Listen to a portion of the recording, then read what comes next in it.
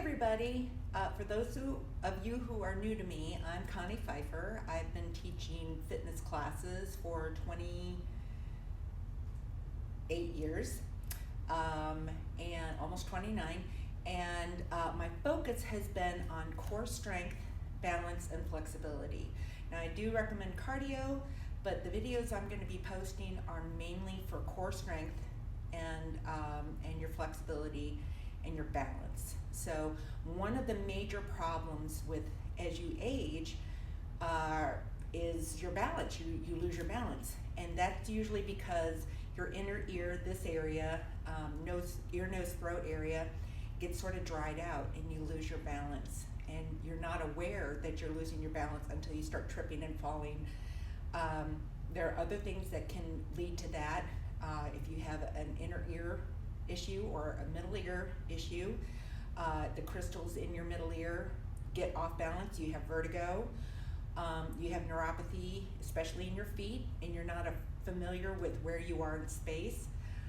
There's a whole lot of things that can contribute to balance issues. And strengthening the core can really help those balance issues. And when I say core, I mean from the bottom of the sternum, right here, your ribs come up, and then right bottom of the sternum, all the way to the bottom of your pelvic floor, and all the way around. So it's not just abs, it's not just back, it's the whole way around, including your latissimus dorsi. I'll be saying some of the muscle groups, but mostly the body part. So instead of saying latissimus dorsi, I might say shoulder blades down and back, or armpits down and back, side of the bra area. So we want to have this relatable. Big thing is none of it should hurt. So if I say to do something, but it hurts, then it's your body saying not today. If I say to do something, but a medical person has said, don't do that, then they're right.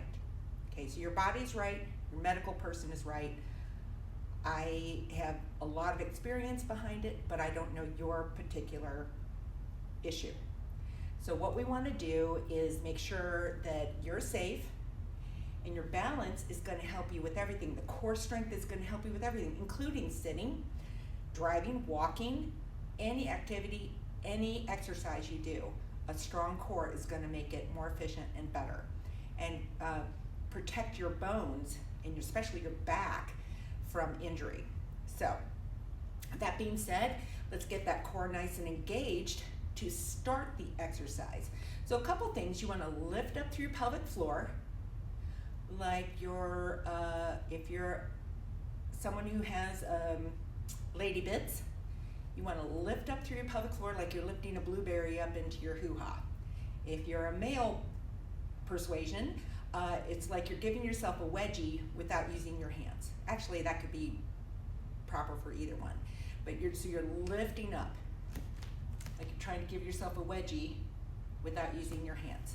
Okay, so you're lifting up there, legs are pulling towards your midline, and that's true whether your legs are touching, whether you're in a turnout, a wide turnout, you have one leg in front, one leg behind, you have one leg up and one leg down, you're on your back, always pulling towards your midline. So that means even if you bring your leg away, this leg that's going away is still pulling towards your midline. Ribs are tucked down like a shirt to your waistband. So we want to avoid this. You can see how the wording on my shirt goes up. We want to keep it down like a shirt to your waistband. Armpits are pulling down. A lot of times when we get tired, this happens. The shoulders shrug up. And when that happens, the neck comes down, sort of, I call it turtling, brings it down. So you want to keep this down and this down, but you want to think real tall through the top of the head. We want to keep the head above the shoulders, above the hips, above the heels. Okay? So, and we also want to keep the ribs down. It sounds weird because I just said ribs. But as you inhale, a lot of people, they'll take a deep breath and they'll go like this. And what we want is the ribs to go out like this.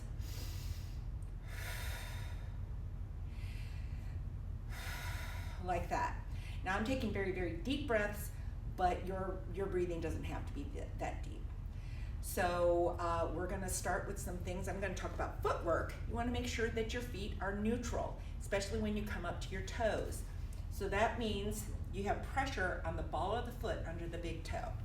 So let's start. You may want to have, I have a bar next to me. You may want to have a chair or a counter or something. And let's put our heels together and our toes apart. Remember, our legs are pulling towards our midline. We're lifting up through the pelvic floor. Our ribs are down, armpits are down. So we're gonna lift the toes up, toes down, squeeze your legs, and lift your heels up. Heels down, toes up, toes down, exhale, lift your heels. Try to look straight ahead at a thing, not your toes. So I'm gonna give you a side view. Inhale, toes up, toes down, exhale, lift your heels up. Notice I'm not coming forward, I'm more going up. Heels down, inhale, toes up, toes down, exhale, lift your heels. I like to do about 8 of everything. Heels down, inhale, toes up, toes down, squeeze your legs, lift up, heels down, inhale, toes up, toes down, squeeze your legs, lift your heels, toes down, inhale, toes up, toes down, exhale, lift your heels, heels down, inhale, toes up, toes down, squeeze your legs, lift your heels, and bring it down. All right, now you may have noticed that when my heels go up, my legs come apart a little bit. They're still squeezing towards my midline. All right, so this time our legs are squeezing towards our midline. We're gonna peel our inner thighs apart and then squeeze it back together. Give you a side view, peel your inner thighs apart. Notice I'm not doing this, upright. And then squeeze it back together. Peel your inner thighs apart. You're still lifting up to your pelvic floor. Squeeze it back together. Peel it apart. So we're only gonna do 4 of those. And then we're gonna put those 2 together.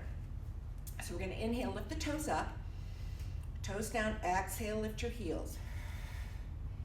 Hold it here. Peel your inner thighs apart. Keep your heels up. They wanna come down. Keep the heels up. Squeeze it back together. Heels are still up. Heels down. Inhale, toes up. Toes down, exhale, lift your heels. Peel your inner thighs apart. Squeeze it back together. Heels down, inhale, toes up. Toes down, exhale, lift your heels. Peel your inner thighs apart.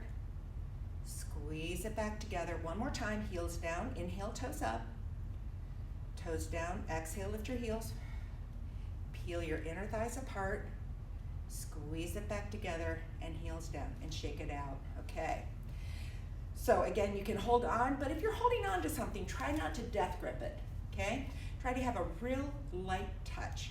That means that this is working more than like your shoulders and your arms and all, because you can lift weights for that. All right, so this time, we're gonna stay down, keep your body still. You're gonna lift one heel up, and then we're gonna switch. Notice my body isn't moving very much. My legs are pulling towards my midline. One heel up, other heel up, first heel up, and you can hear my snapping toes. And one more time, one heel up and the other heel up.